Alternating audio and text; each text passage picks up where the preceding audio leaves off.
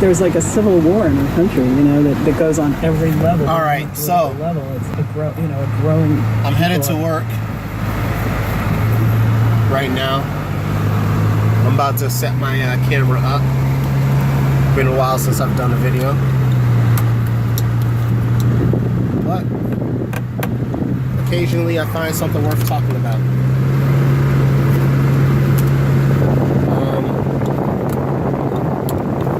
This topic is called patronization and boycotting.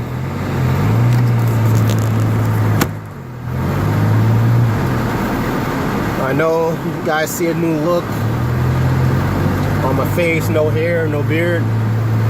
For spiritual reasons, I just cut it off. It's a shameful thing for a man not to have a beard on, much less have his hair off. And I don't have my hair covered. I left my covering at home. I am a Yahud or Yahudim or Yisrael by culture. So I apologize for that, and my brothers who see me like this, because I know some of them is going to have an attitude problem with me saying who I am, but whatever. Anyway, I like to listen to NPR radio. I find that things that educate me are very important. In this case, they mentioned Linda Bean. She is heiress, if you will, to the LL Bean franchise. Unless you work in businesses or organizations that are making a lot of money, or you been to a doctor's office or something of that nature, you may never have heard of LL Bean. Unless you work at a place where you have to wear a uniform, you might not have seen a single thing LL Bean sells. LL Bean is a phone retailer, an online retailer, a by mail retailer. That's how they started out as far as people becoming to know them in the 90s when I was in high school. You know, unless you worked or went to the doctor's office or something, you would never see the products that they sell. And at that time, anyway, who knows what they turned in today. But Trump basically congratulated Linda L. Bean and said to her basically that she'll have a lot more support with people knowing that she supports him. Only it's her as an individual, not her company. That's the first thing that people need to understand. The biggest thing in that whole thought process that people need to recognize is that boycotting and patronage. In order for a boycott to work, you have to be spending money in the organization. I'm not really a boycotter per se. I feel like people always run to that as if they're spending mass amounts of money anywhere that's going to do any damage to a corporation. And I feel like if you are not, in fact, someone who is spending lots of dollars at an organization, that you really, really, really need to think about how you're trying to get back at corporate America for doing something wrong to anyone. If more Republicans or more rich people or more financially stable people are getting their goods from an organization, they may not think the way you think. They may not operate the way you think. They may not care about the things that you care about. And then you've put all efforts into it and you wasted your time demographically trying to deal with someone else on whatever it is they believe or do in order to make change for yourself.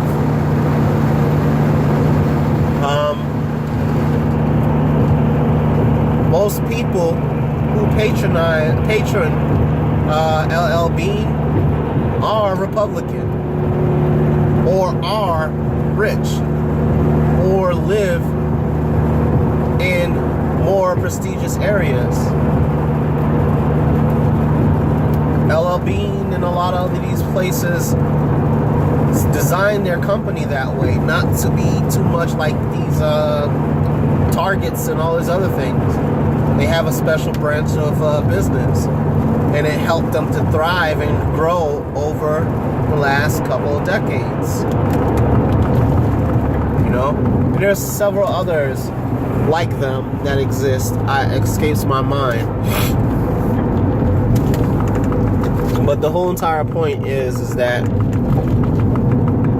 patronage is something that's necessary to stop somebody's funds. Enough people have to stop buying in order for them to change. One thing I like the Nation of Islam did was, for one of my sisters in Texas, was that they knew the law, they knew what they were not allowed to do, so they worked within the scope of the law to set up not a boycott, but to provide an alternative to the Chinese beauty supply store. My sister owns a beauty supply store in Texas, and the Nation of Islam said we wanted to advertise for you, and they did it for free. They did it out of the fact that it was in the interest of blackness, and that blacks are spending billions of dollars going to Asian places, and Asians are taking their money and going out of black neighborhoods. The money doesn't circulate in black neighborhoods. It goes to China, it goes to Korea, it goes to wherever it is that these people's relatives live in. It stays in Chinatown for a while until these people decide to have business ventures. You know? Somebody was getting mad and posted the other day about Floyd Mayweather spending $10,000 on a haircut. Anything over $500 has to be, you have to tell people what you're doing with the money, first off. The second thing is that money has to be taxed. So, regardless of how much money Floyd Mayweather spends for his haircuts, if, for example, he did it in Harlem, if, for example, he did it in the Bronx, if, for example, he did it in Mount Vernon or one of the 5 boroughs, or in an area where black people dwelled, then those taxes go to that city or that town. And those taxes go to paving roads. Those taxes go to paying the utilities, and paying the police officers, or paying the fire department, or helping to get volunteer nurses in, or education. It helps. A man making billions and trillions of dollars doing whatever he does and writing off all his taxes because it's a business may not help us at all. GE is an example of what I'm saying, because they paid less than 1% of taxes in the state of Connecticut, and then they left, or they're leaving. You see what I'm saying? The Nation of Islam did not attack these Asians. They did not fuss and yell and scream and argue with the police. They didn't threaten the police with weapons, because they're not stupid. And this is not something about being a war of weapons and all the other idiot things that most idiots say on the internet that drives me nuts. This is an issue of economic stability for a group of people who have not been able to have economic stability. And every single time we've tried to, they have killed us. So intelligently, the Nation of Islam volunteered their services to advertise for my sister. And what they ended up doing is bringing business that she would not have gotten in unless word of mouth and desire to be in the interest of our people did not come to the table. And this is something that people are not aware of when they talk about the things they talk about. You're worried about boycotting. You're worried about dealing with people and calling the people enemy this and enemy that, and explaining about all the history of people do to you, and you're not putting any work in the name of blackness just because you can. I don't really understand it. When I was a kid, man, I'm allergic to seafood, by the way. I'm about to get into fish farming and aquaponics, and I'm gonna be successful in it. But when I was a kid, I couldn't. I was working for a community action program in Ossining, New York, and they had a cooking thing so that we can get some money. And when they had it, I did my part, but nobody was able to cook the fish. I'm allergic to seafood. And I broke down and I asked them what seasons you got. And I said, all right. They said, you can do this? I said, technically, no. But nobody else could do it, so I guess I'm gonna have to do it. I seen my mom do it 1 billion times, and I could cook everything else. Why not do it? Man, we sent out a couple of those orders, and before you knew it, all the things that I brought failed and compared. It was sold, but fared and compared to that fish. The people started calling about that fish, and everything became about that fish. That thing was probably supposed to end about like 3 or 4 o'clock at night. 3 or 4 o'clock in the afternoon. Man, we weren't done till 3 or 4 o'clock that night. We way went above our budget and our goal for what it was that they were trying to get the money for. It was a non-profit organization. You know what I'm saying? And unless people give, they couldn't survive. So, luckily, we were able to exchange something in the interest of getting the money so that we could keep the building going, so that we could get the supplies that we needed to get, and so that they could keep me, because I was working at the time for them directly. You know, so it was started off as my first job, actually. So I was actually like 13 years old. It was my first job before I worked at McDonald's. First paid job. But if we didn't give that good service, and we were worried about going down to McDonald's and complaining about how McDonald's did things all the time, or how Long John Silver sells GMO this and GMO that, and how the white man does this and all this other ignorant foolishness, then we wouldn't have gone anywhere. We had to work with what we had, and people patronized us as a result. Anyone could have said anything about me all day long, and those people would have been like, you mean the guy who cooked the fish? Man, let me tell you something. That boy's quiet. And when he's not quiet, he's too busy taking care of the kids and doing this and doing that. I'ma still do this, and that's that. Now, go back to Linda L. Bean. Nobody really knows anything about that lady, first off. Second off, she was doing it as an individual. She wasn't speaking for the corporation. And third off, most of you guys don't really shop at that place at all anyway. So the patronage that already existed with those people probably existed under the Republican Party, most of it.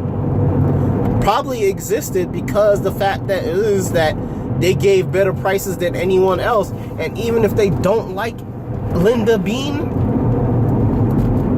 they're gonna still shop there because they're giving them the best prices on the market for the goods that they need. So nothing you say is going to change things on that path and that subject. That's one of the issues I have with boycotting. In order for boycotting to work, you have to truly be the reason why they survive. When blacks weren't allowed to stay in the Midwest and they were in the ghettos, pushed into the ghettos to watch babies and to clean up trash and to work as basically for the pay. I mean, you might as well call them candy stripers, paid candy stripers. But when they had all these menial jobs at the time of slavery, the civil rights movement, Caucasians needed blacks. Blacks had a worth. So the busing company was making its money because the busing company went up under a black-owned bus company and took out the business. So that was their main source of income at the time. Yes, whites were on the buses and stuff like that, but blacks couldn't afford, and still today have a hard time in some cases, affording to own a car, own a house, put food on a table, and have anything else luxury at the same time. Whether it be an issue of credit, whether it be the issue of not enough money at work, or one person at the job and one person at home, they didn't have that money. You know what I'm saying? So when they boycotted, there was a penalty. That hateful police officer now doesn't have people to watch his kids. Those hospitals don't have people changing the sheets. Nurses used to do that. Now nurses are making too much. It's beneath them. You gotta look at the psychology of stuff before you make decisions. You have to think things through. And today we're not doing that when we're trying to fight people, when we're upset about how things go. I had a good, interesting brother say something the other day about the things that I talk about. And what he was saying, they're great things, but they're too big. And that as a result, a lot of people ain't going to see the point of it. Well, I feel that they're quite small. I haven't talked about big things. You haven't really heard me talk about owning airlines and owning hotels and being able to go into space or curing disease. You haven't heard me say that. You heard me only talking about simple things like open up a little small franchise, use the money for education, use the money to be able to have neighborhood watch so we can get those guys set up and safe and keep them away from making bad choices, make sure their credit is straight so these guys can work security jobs or get into the military and not have any reason for the military to think that these people would not do the job honorably, or that they would have to break them of some habit that they had grown up, because we made sure that our kids weren't like that. That we could have these guys on the streets to limit the chances of our sisters getting raped, to limit the chances of old ladies being and old men being found with dementia on the street from amongst us, dead in the wintertime because they lost it and nobody saw them before it was too late. We don't have to worry about our children not making it home because of child molestations or drive-by shootings, or my personal favorite, the black market for organs that nobody really wants to talk about and doesn't want to claim that it's real, but we know it's real. You know what I'm saying? The stuff is really simple, but in order for the simple stuff to actually occur, people gotta stop trying to worry about pocketing stuff all the time. And when the Nation of Islam did what they did, they weren't worried about pocketing stuff for my sister. They were just worried about the interest of blackness in America. That's all they cared about. They wanted to invest in her life and in her future to help her grow, despite what happens in any other case. They could have called all these names and started all this public stuff and caused outrage and caused people throwing stones out in the streets and warring amongst each other, and somebody could have been found dead. They used their heads. They thought things through, you know, and it worked. She did better. They didn't focus on boycotting. They focused on advertising and providing patronage somewhere else. You want to deal with the issue with LL Bean? Come up with better services and come up with better solutions than LL Bean. And then LL Bean won't be a concern anymore. LL Bean will be struggling and need to figure out how they're going to get their money. That's what happens. That's how you handle things.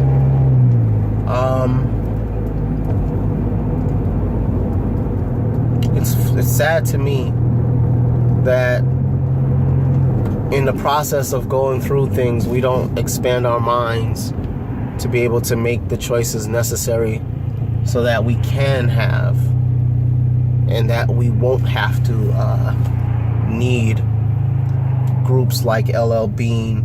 And you don't have to see me looking at how many lights and cameras this one straight trooper vehicle has behind me, scanning everybody, trying to create the thought process that he's actually keeping the peace, and that he has the persona of trying to uphold the law, when really what he's doing is the same thing as stop and frisk law.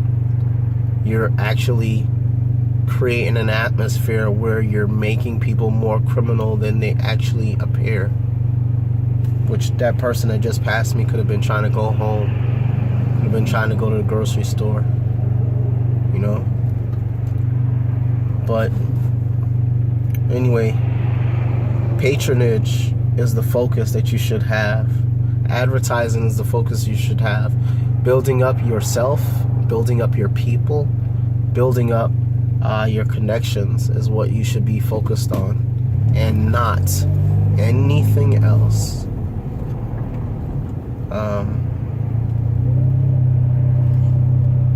Love you guys. I'm not sure what to say that will help us to be better at what we need to be. And some of my brothers feel like I'm being too hard on myself.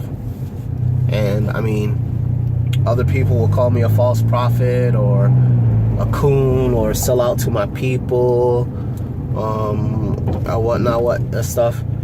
I just think that people make things too much bigger than they are. I think that people focus too much on pleasure, and that people focus too much on what they see in front of them, not realizing there's 100 to 1,000 to 10,000 things they don't see behind them, and that the one thing in front of them that they do see is a trick, and that in order for them to be able to do what they need to do and get past things, they're going to start having to think and research beyond what they see. Much love.